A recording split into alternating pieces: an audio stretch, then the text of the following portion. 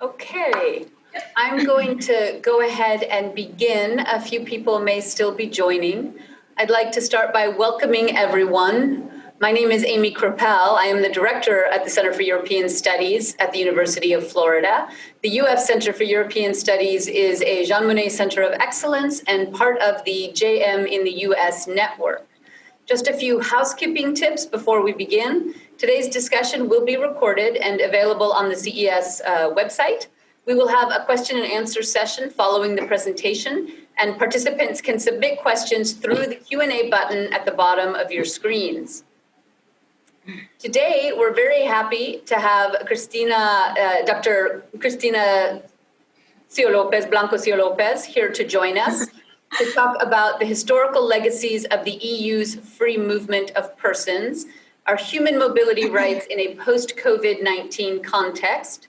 This talk and the virtual series are supported by the EU's Erasmus Plus Jean Monnet program, and we'd like to thank our co-sponsors, Santa Fe College and the University of Pittsburgh's European Studies Center.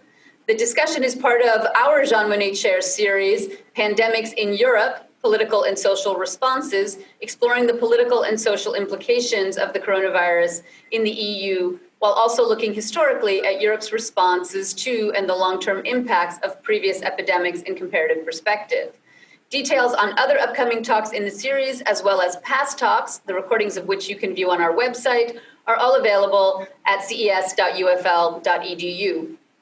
Our speaker today, Dr. Cristina Blanco Cío López, is a Marie Curie Senior Global Fellow and Principal Investigator for the EU Horizon 2020 Research Project, Navigating Schengen, Historical Challenges and Potentialities of the EU's Free Movement of Persons, 1985 to 2015, at the University of Pittsburgh and the Ca' Foscari University of Venice. Her research and publications focus on European integration history with a focus on enlargement policy and the Schengen area's fundamental rights. Previously, Dr. Blanco Cío López was an assistant professor of European culture and politics at the University of Groningen and a Santander Senior Fellow in European Studies at the European Studies Center at St. Anthony's College, University of Oxford, where she remains a senior member. And with that, without taking up any more time, I'd like to hand the discussion over to Dr. Blanco Cío López, who will tell us more about this. Thank you very much for this invitation. And for me, it's very important to be part of this series because we will talk about the present, the future, today also a bit about the past. But for me, it has the very important meaning that it strengthens the bridges between the United States and the European Union. I think they always remain very solid from the point of view of research and academia, but every conversation contributes to the fact that they never become fragile in any way. So this is my honor. Thank you very much for this opportunity to talk about a very timely topic. And I would like to say that, of course, all these months have been very challenging for everybody. We are also very privileged, many of us, to be able to work from home, not to be that exposed.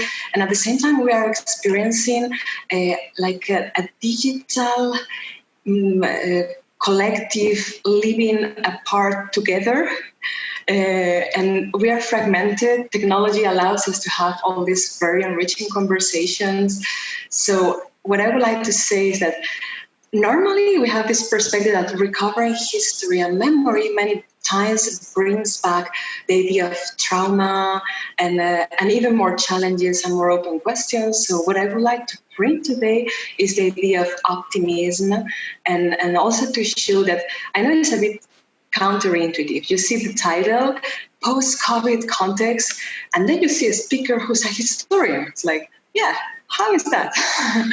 Talking about the future and imagining together the world beyond the post-COVID era from a historical perspective. So I would like to highlight the value that critical historical analysis has from this point of view. And it has also helped me a lot in this very long and challenging period, as I find that going back to history has the quality of being soothing, of offering perspective, of being empowering in a way. And even if we are observing and many times suffering negative consequences of this context, at the same time, we could also think that we are living a kind of second chance. So I wanted to explain this before going into the presentation, and also explaining why I'm going to talk about how history can help us maybe overcome the challenges of the COVID context from the point of view of human mobility and human rights. And I would like to say that history, and particularly the history of European integration as a field, has this perspective of not being focused on what we can get from this process, but who we can become. So it's about becoming, it's about self-betterment, and that's the optimistic side I would like to bring to the table today. And there's also something very extraordinary about looking at this topic from the point of view of history, which is the diachronical perspective that allows you to see that many of the recent constraints to free movement in the European Union, they were related maybe to perceptions of security threats. They were argued in terms of terrorist threats, or also trying to contain fragile populations escaping from war and conflict. So it had more this relation with refugee movements and influxes. And there were already recent restrictions of free movement in the continent at the beginning of the 21st century. But I think there's a very clear difference with the year 2020. And that is based on the idea that there was always an element of us versus them. But in the context of a global pandemic, the restrictions to free movement, they are in theory applied to everybody. There's not us and them. There's no beneficiary groups or control groups so far. So what I would like to do today is to talk about the principles and the initiatives, the proposals, sometimes applied, but sometimes there were roads not taken, which can help us to articulate the future in terms of basically human rights and fundamental freedoms and rights. So I think it's very important to have this realization that the pandemic touched upon everyone. It was general. And this created a sense of total uncertainty, a lack of perceptive schemes, and there was not this us versus them. It was everybody, even if there was an internal sense of inequality. I think that socioeconomic inequality was deeply felt in terms of how the pandemic, the lockdown experiences were lived, but there were not these oppositions. So I think it's very important to make this difference with previous restrictions to free movement in the continent. And that's what my perspective is optimistic, because these very generalized constraints can offer us also the chance of having this second chance perspective, and we can depart from there. So now I would like to start with my presentation. Yes, and I would like to start with a metaphor. I think it's very important to refer to the EU free movement of persons, as Klaus Offe and other experts talk about that, and he does that in his very meaningful and difficult book about multi-level crisis, not just the death crisis, but identity crisis and entangled crisis at the beginning of this century in Europe. And he calls his book Entrap Europe. He says that the free movement of persons is not just the most meaningful, but also the most popular achievement of European integration from a social perspective. So I thought that as a historian, it's very important to see what is the meaning, but also the potentialities, having this diachronic perspective and studying this process from the point of view of conducting interviews with the main architects and looking into the historical archives for all these roads not taken from which we can learn in order to build our future. What I could see is something that is reflected in this image. And I keep on finding references to this idea in many of the archival documents I consult about the creation of this project. So this is the idea of space as a vehicle, which I try to convey with this painting by Brazilian-Canadian artist Rob Gonçalves. So there's an institutional construction which becomes a vehicle of possibility. And this vehicle of possibility is not limiting, but enabling. And of course, it has conditions and potentialities, but it's governed by or launched at the beginning by this idea of solidarity, the solidarity principle. And it has a vision in the making. So I'm referring to this because I think there was a thread in the creation of the whole idea of free movement that we seem to be missing in the present, also from the point of view of becoming and not just getting, not just obtaining. So that's what I would like to start with this idea. And at the same time, I was telling you at the beginning that I would like to be optimistic about the future. And I think this is also possible because of the ductility of our context, the ductility of our time. I think it's an age of disruption, especially this year for many of us. But at the same time, this ductility allows us to move directions. And if there's something which is very frustrating for a historian, and my personal slogan is looking back into the past in order to see beyond regarding the challenges of the present, is to see how there's potential, but it's not fully unfolded. So I try to find all these points when you see that all these roads not taken could be unfolded, to put them on the table again and talk about all these ideas. So some of these ideas have been also conveyed by writers, and here I have two quotations, one by Harry Melville, and he says that we cannot live only for ourselves. I think it's something important to say in the present. 1,000 fibers connect us with fellow men, and among those fibers, a sympathetic thread. Actions run as causes, and they come back to us as effects, which is something which echoes the idea of network of mutuality, which is also very timely, especially in 2020. At the same time, we have Junot Diaz, who said that if all these years have taught me anything, especially 2020, I would say, you can never run away. The only way out is in. And of course, we have experienced this very deeply this year as well. The only way out is in. So I invite you to this historical introspection about the meanings, principles, backgrounds, but also possibilities of becoming regarding human mobility, right? In the European integration process, but also in global conversations, in transatlantic relations, because I think if there's something very important about this series and about all this dialogue, is that we realize that we are more similar than we think. What brings us together is stronger than what brings us apart. So also in this age of disruption that we experience, I think there are very important questions we need to address. And the first one is, what have we forgotten?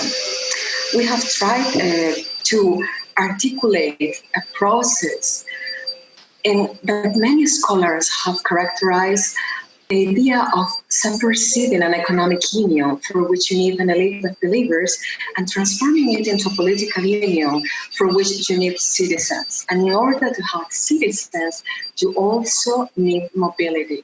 At the beginning of the Schengen process, there was this discussion about how the mobility, especially the mobility of workers, was necessary in order to consolidate the single market. But there were also groups also linked to previous movements. I mean, we could go back to the interwar period, we could go back to many decades ago. It was also very active in the 60s, explaining why free movement is an end in itself.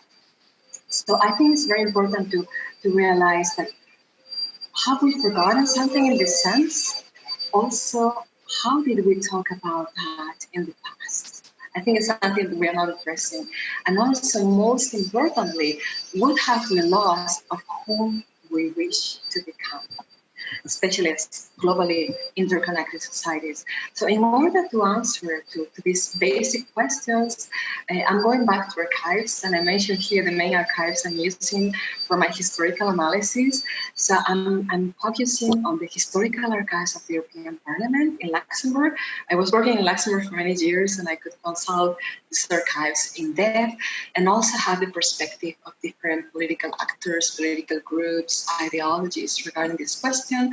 Then the historical archives of the European Union in Florence, they offer unparalleled documents also about previous threats. I was mentioning experiences in the 60s, and also there was a very interesting debate in the 1970s about, it was more material based. They say that growth is not possible without mobility, and only migration can provide forms of economic development. So that was the justification. And it's something we are not talking about today, but it was very clear at that time. And even in the context when the oil crisis caused the freezing of some free movement schemes, it was the case of the Federal Republic of Germany.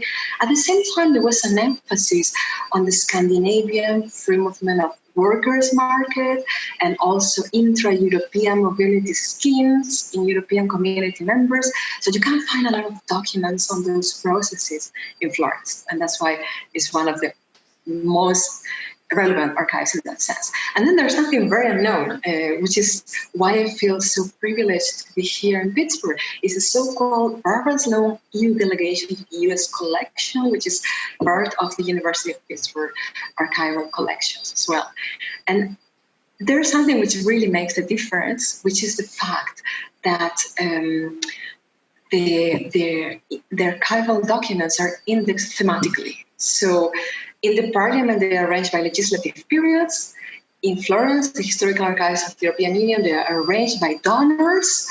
So you really need a lot of time and patience to find relevant documents. But in Pittsburgh, they are thematically organized and they connect. I mean, there are a lot of action and reaction with regard all these other archives, so you can establish the interconnections, and you can see the correspondence and the backlashes and the common initiatives. So it's again a kind of transatlantic dialogue that I'm very happy to unveil and to reveal through this project.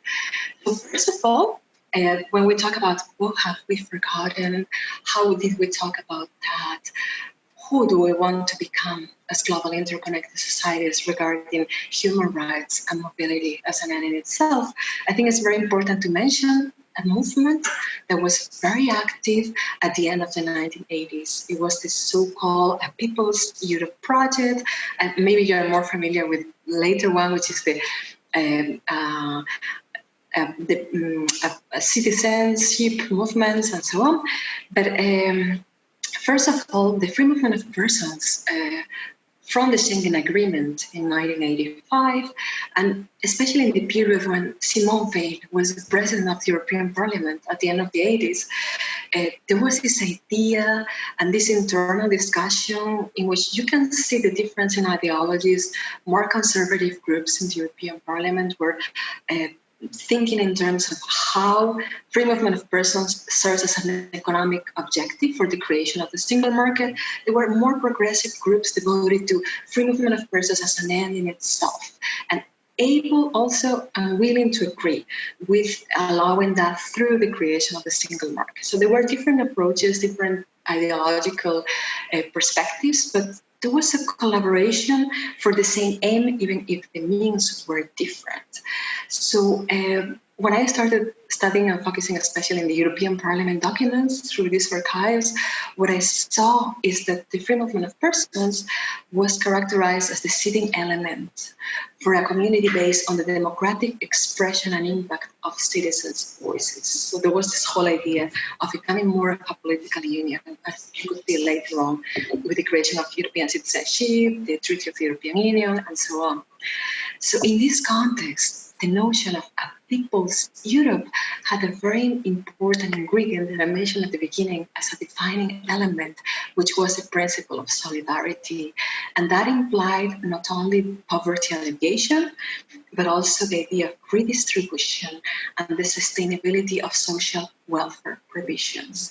And again, I make this emphasis on solidarity because during these months of COVID in Europe, we have seen that these cleavages, which were reopened, I mean, this north-south cleavage reopened by the debt crisis, the multilateral crisis, the identity crisis of the European Union since 2008, very strongly in 2012, has always had this common denominator of solidarity between North and South, also difficult dialogues between West and East. So all these cleavages seem to reopen with crisis. And that's why coming back to the idea of solidarity can be key for our future. So I brought some examples. You can read that later. I will just fly over these excerpts from archival documents. But for instance, this member of the parliament from the Socialist Party, he says that I believe in a people's Europe where the parliament and all the institutions show solidarity to those who suffer the most or have the most to bear. So it was always associated at the end of the 80s with this tenfold welfare procurement idea. But at the same time, if we are talking nowadays about how can we make this coming back of a more or less progressively normalized mobility in the continent with an ingredient of inclusiveness, sustainability, and empowerment, I think it's very important to talk about community building. And these historical documents, they refer to these roads not taken. There are a lot of aborted projects and initiatives, which I think is important to mention. And for instance, we have this document which refers to the fact that we want to build Europe for the benefit of all men and women who live here, citizens and residents. So there's not a difference. There's also this constant allusion to the Declaration of Human Rights. So it's citizens and residents. It's this idea of we, the people, community building.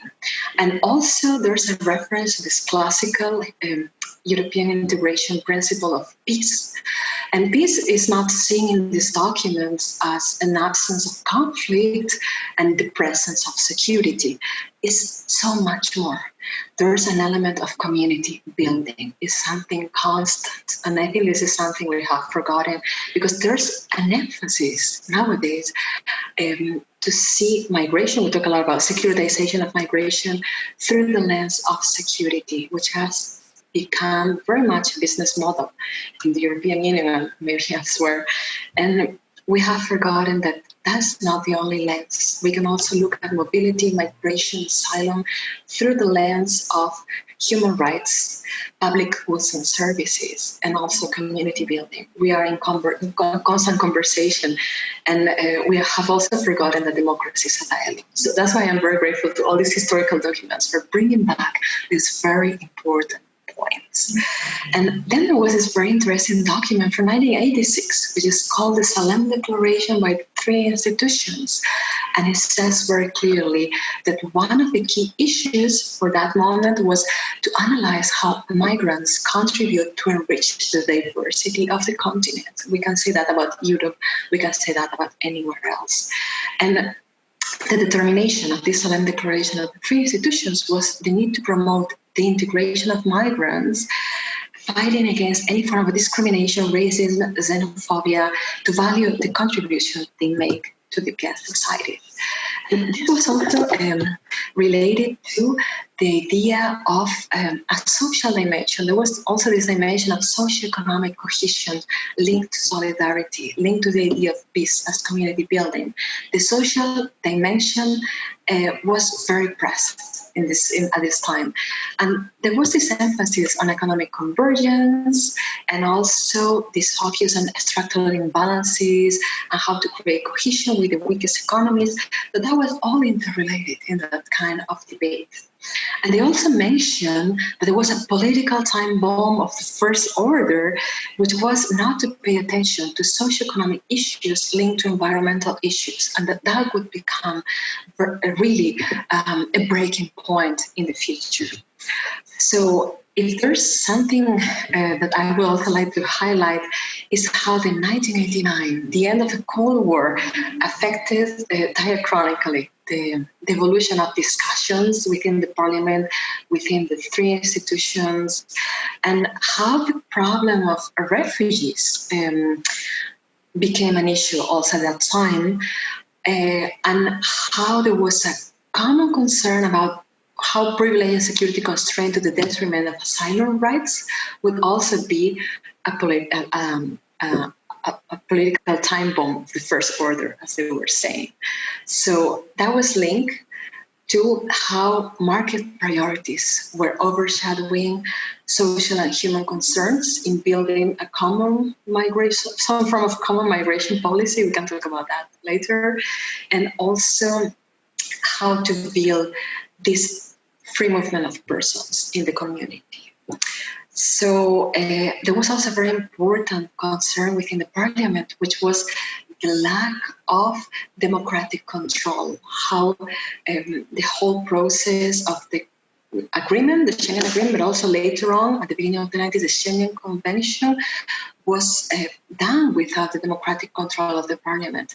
And also the judiciary was very active in denouncing that. They talk about Schengen as a laboratory, but for instance, the European Court of Justice reacted to that, and the judiciary in many countries, for instance, in the Netherlands, they were very vocal about this lack of democratic control. So what they did at that time was producing a document which was based on the analysis of the cost of a non-united Europe. What would happen? I mean, what would be the cost, the actual cost, also including social costs of not having a united Europe. And that was key to go on with the discussions and the process of creating the Schengen area, in which we always talk about the four freedoms, but many authors, like for instance, Adrian Fabel, talks about the free movement of persons, particularly as a fourth freedom, totally sidelined in relation to the freedom of capitals and goods and services. Is the fourth freedom, something relegated and sidelined. And if there's also something which becomes critical in this period, is again the question of refugees coming from war and conflict. And we have the Gulf War, the first Gulf War in 1991. And there are a lot of very interesting documents from that time which talk about the fact that this war should not be used as a pretext for harsher external border controls, not justified on grounds of security. So that this war should not be a motive of discrimination against non-community nationals. And when you read this kind of documents, like, wow, this is so different from our present, when war and conflict, they are totally used as a way of discriminating non-community nationals and creating forms of second-class citizenship or status which are totally external to any consideration of residence or citizenship and so on. Like we can see refugee camps or detention centers and violation of human rights in the European territory. So I think it's very important to go back to these contrasting points, to learn about ourselves and how we try to save ourselves and ourselves many times during the European integration process. Here I brought another excerpt of a document from the Parliament coming from a member of Parliament, Pang Tripp, and he said that by lumping together legal and illegal immigration, we place this systematic suspicion on migrants. And there's also this reference to the fact that human rights must not be a matter of variable geometry. They're universal and immutable, and something that we seem to have forgotten in many of them. Agreements, arrangements, and policies we are applying or not applying nowadays. So the right of asylum, they say, the right to live with one's family, the right to move about, the international conventions, the right to have all these basic considerations cannot be taken in one way in a period of economic expansion and with a different meaning for a time of recession. So I think it has also a direct connection with the present. And there was something emerging in these early documents, especially at the end of the 80s, beginning of the 1990s, with regard to the emergence of the Schengen Information System. And it was the issue of the violation of privacy. I think it has a lot to do with also 2020 and the COVID-19 context. We have seen a lot of articles and read a lot about how data is becoming the new oil and the new trading issue. So it's like big data, human data, how it's managed, by whom, how it's subcontracted, how it becomes part of business model. And that fear was expressed in many of these historical documents in this way, like there was this classification, profiling, and follow-up of the movements of European citizens, and the way it's done, what for, by whom, and in which way would be critical for our future. So there were like early warnings and cautionary tales about that. And I think we need to rethink the dimension of that. Very, very important. And nowadays we're also talking about far-right movements, xenophobic voices. In this period, at the beginning of the 90s, we also saw how there was the war in the ex-Yugoslavia, and that had an interplay with the eruption of nationalist and xenophobic voices in the European Parliament, and a lot of debates at that time between the idea of parental relationships, ius sanguinis, over the place of birth, ius solis. It was particularly Le Pen, the father, at the time, creating a lot of debate about these issues. So I think there was something that was developing and unfolding, and we have neglected our attention on an issue which is really explosive nowadays and dominating domestic and international politics. So that was very important as well. And so there was also this early warning about the idea that controlling migration must be done through the full recognition of civil and political rights. And there was a fight from the parliament with regard to other institutions in the Intergovernmental Conference of 1996, and an insistence on the need to protect the rights of migrants and refugees as a solidarity priority, defining of the meaning of the free movement of persons. So I think it's important to go back to that. There were many declarations at that time. Some members were saying, we are all migrants and our residence permit is only temporary. Just a humbling thought to bring again to the table. And there was, again, this insistence, this emphasis on the idea of the social cultural integration of migrants, which is something that we have also. So I wanted to move to the final parts of the presentation, mentioning this key dichotomy, which is based on the decoupling of human rights and security in the management of human mobility rights in the European integration process. I think it's very clearly explained by this image. So you have two opposed mindsets. On the one hand, you have a growing tension between this idea of human rights and fundamental rights and freedoms as a priority governing the framework for a human mobility rights policymaking. And on the other hand, you have this whole mindset which is resulting in the erosion of the quality of democracy through a worldview that is growingly dominated by the ideas of security, surveillance, and control. So this decoupling, I think, is very important. And I would like to come to my conclusions now.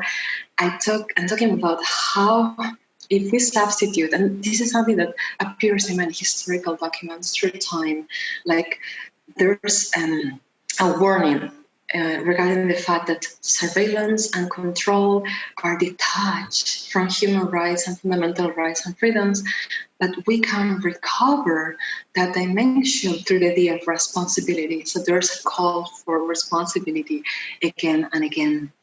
And all these historical documents on the creation of the Schengen area and the so-called for freedom movement, they talk about that as a self-imposed Trojan horse. and how it should be considered like a neutral gift that we can enrich with contextually evolving social and political meaning. And that's why I talk about second chances and empowering the citizens, that if you get to know all the roads not taken and all the initiatives and all the principles which got sidelined, you can have arguments to counteract trends in the present, especially in a situation which is very much dominated as declining oil and who governs that, and also not having us versus them, but a total restriction for, in theory, everybody in terms of mobility. So I talked before about this idea of the peace, solidarity, connection, peace also as community building, which appears very often in these documents. They also talk about something very typical in the 90s, the Fortress Europe, and how there should be a way of going back to understanding European integration as a way of transforming stumbling blocks into stepping stones, and trying to insist on this overshadowing of market priorities over the quality of democracy, and how human rights, solidarity, and socioeconomic cohesion should be the key for the project. And many of the documents, they recover this end of the 80s, this Simone Veil period in the parliament discussions about the people's Europe, and the fact that they had no distinction between citizens, legal or illegal residents. They had this emphasis on we the people, so defining of the Universal Declaration of Human Rights kind of approach. And they also mentioned the need to develop this idea of participative democracy, potential and transformative power. Just to finish, I have this poem I would like to read as a metaphor of everything that I have been finding in the archives and talking to architects of this process. And it's a poem by Paul Auster, which says, I have been trying to fit everything in, trying to get to the end before it's too late. But I see now how badly I deceive myself.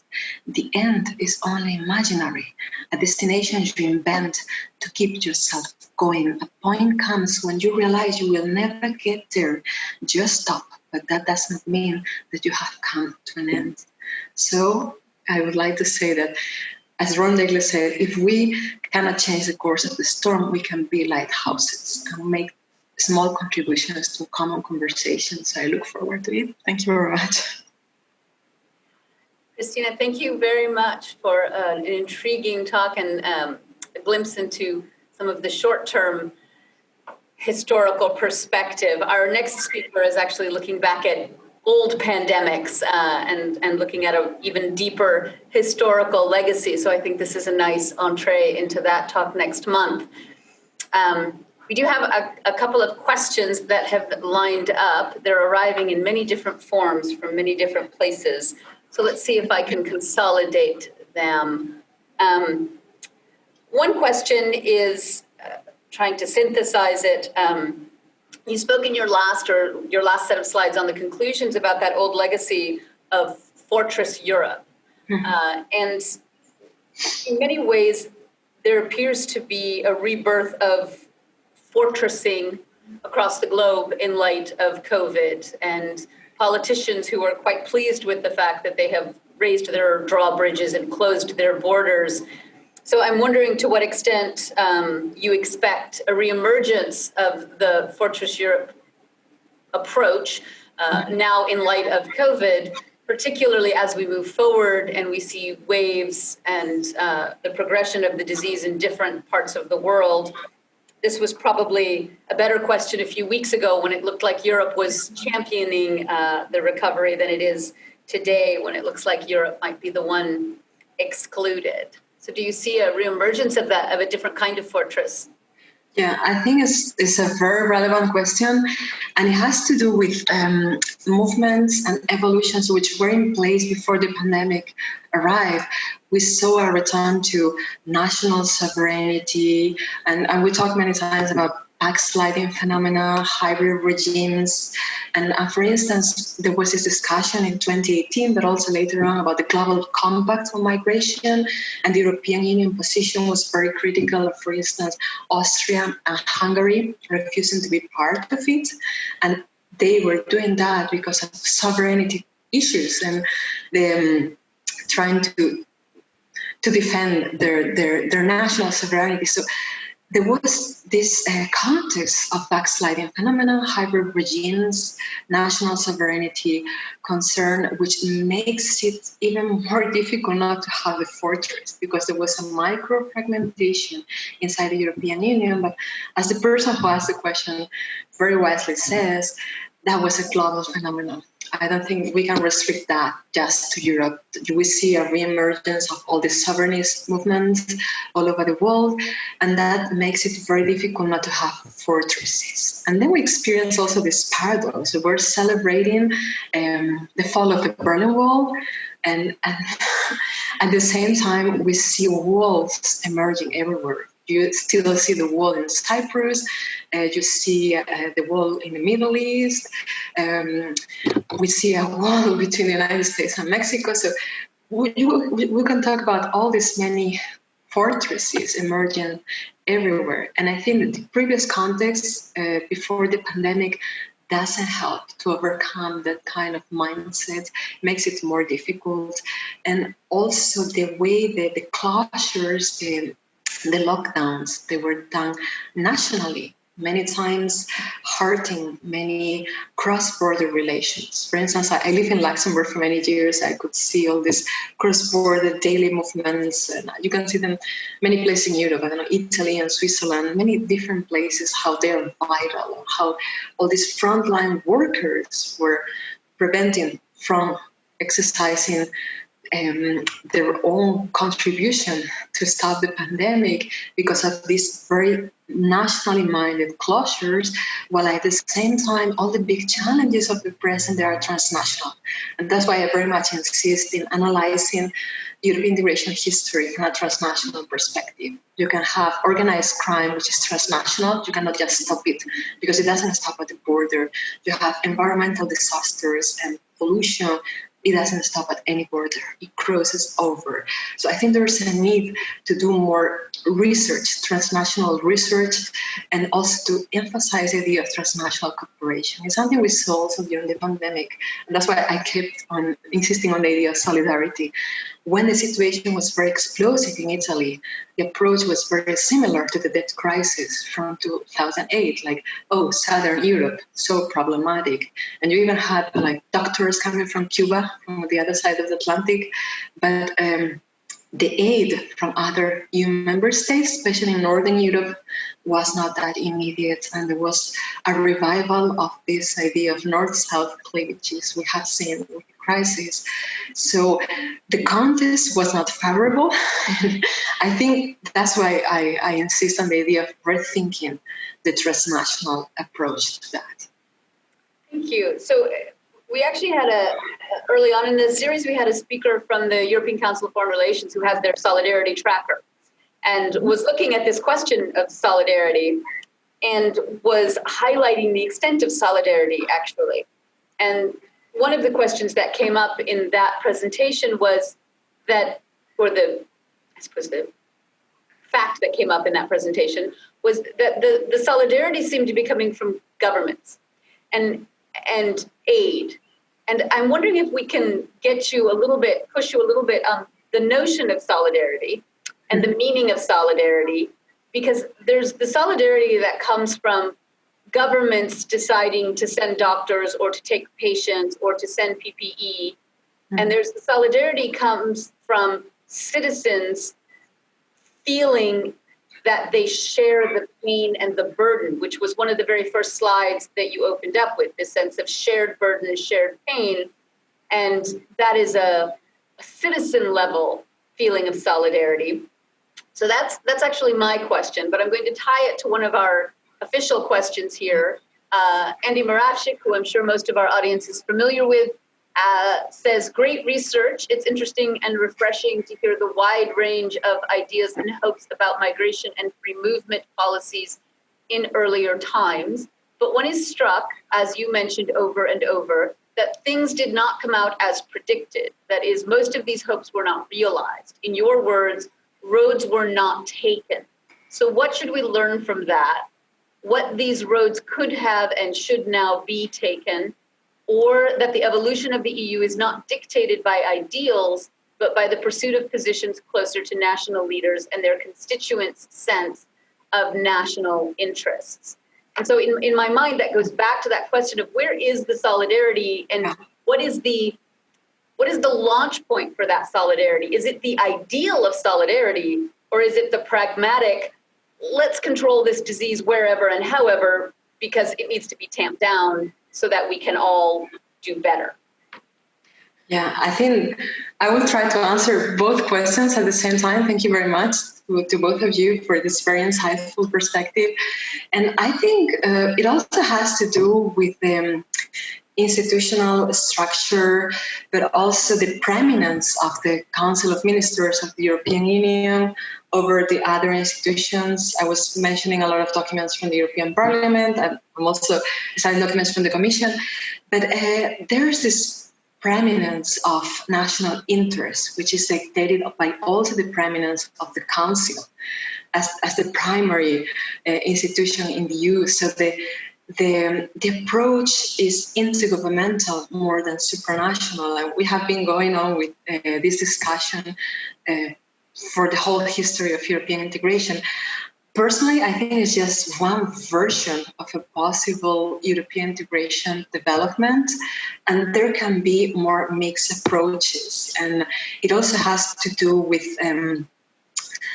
the idea of these institutions sharing their mindset and priorities, which has been very difficult so far, even with the Lisbon Treaty and the idea of co-decision between the Council and the Parliament.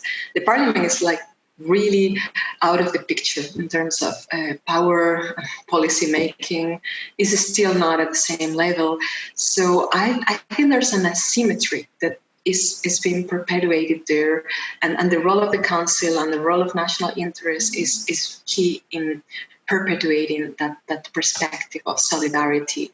And I agree with the fact that there's a detachment between the ideals and the pragmatic approaches, that we move forward in policy making by taking these pragmatic decisions, but at the same time, there is also a danger, which is the co-option of many founding or theoretically past principles and ideals of European integration. I mentioned peace, socioeconomic cohesion, and solidarity, for instance, the co-option of the ideals to do just the opposite. So I think this is a danger of future direction of European integration. So what I think it should be useful to do was to match the background principles with the pragmatic decisions. And at this point, I think we are really at the risk of just letting this co-option go. We wear the principles, we wear the background ideas, we represent them globally, but at the same time, we do the very opposite. And it's something that has to do with the first question as well, about solidarity being more grassroots based and social organized or coming from governments. It's something we could also see regarding the help provided to refugees. We could see like many NGOs, many civil society organizations, grassroots organizations. I think you can see in Greece, you can see all over the European Union, especially in Southern Europe, groups of citizens, more or less organized, or NGOs, providing the help that is not being provided by governments. And many times we saw that with the closure of ports, or with in Italy with Solidarity Cities, receiving and integrating refugees and not following governmental guidelines of closing their ports or refusing to accept them.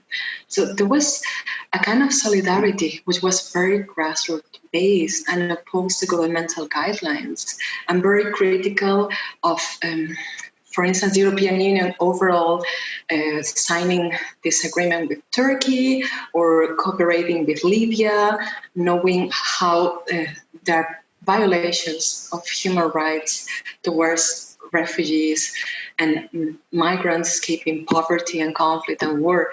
So I think there's a lack of dialogue, a lack of conversation, and a way of trying to stop this phenomena, which is just for the purpose of electoral politics and responding to domestic audiences, instead of not just wearing the principles, but implementing them. So in order to avoid this risk of co-opting background principles to do just the opposite, but wearing that as your badge, I think it's important that we match back principles, implementation, and policy making.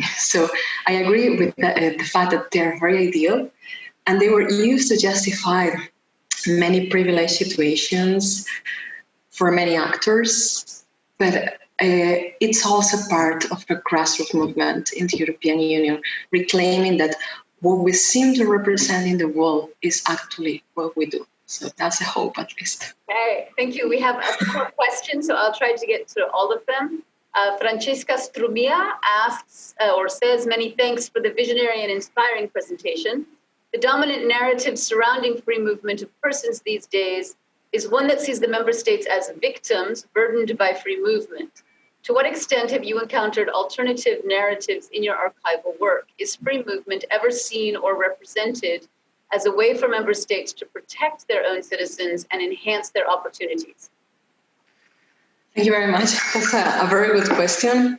And I think it makes everything even more complex, which is good, because research is about opening up new questions and new avenues of discovery and exploration. So I'm very grateful for bringing complexity even more to the table. And what I found in the documents is that, precisely the idea of we member states or particular states, we are defending our citizens. And it's a rhetoric that you can see regarding the pandemic in terms of lockdown policies of quarantine or restriction of movement. But you also see it in terms of how they approach migration, how they approach asylum, how they approach human mobility rights on the whole. And I see really a micro-fragmentation, and it's something that appears in these historical documents. They refer to the fact that if there's not a cross-border transnational dialogue about this issue now, decades ago, in the 80s or 90s precisely, the situation will become explosive because there will be a micro-fragmentation of national interest and a rhetoric of protecting my own citizens or protecting my own state from all these unpredictable phenomena, which have security implications, which have public health implications, as we also see. But there is also an erosion of the idea of cooperation. So transnational cooperation becomes only instrumental, only used as necessary, again from a pragmatic point of view, but it becomes totally eroded as a background principle, as a guiding light for your policy making. So what I found, respond to your question, in historical documents are early warnings about that. An explosive micro-fragmentation of national interest, defending my own citizens and eroding overall transnational goals, which are related to what I mentioned at the beginning. It's not about what I get through this, but who do I become also in terms of international relations actors. Thank you. Okay, another question from Esther Romaine. Your narrative of European integration and the freedoms, including mobility, that it promised, does not embed the process into the context of the logic of neoliberal capitalism in which it was embedded. How is this related to the forgetting or neglecting of the ideals that you mentioned? Yeah, I just mentioned very briefly, a key scholar who talks about that was Adrian Pavel, has a very good article about this fourth freedom and neoliberalism.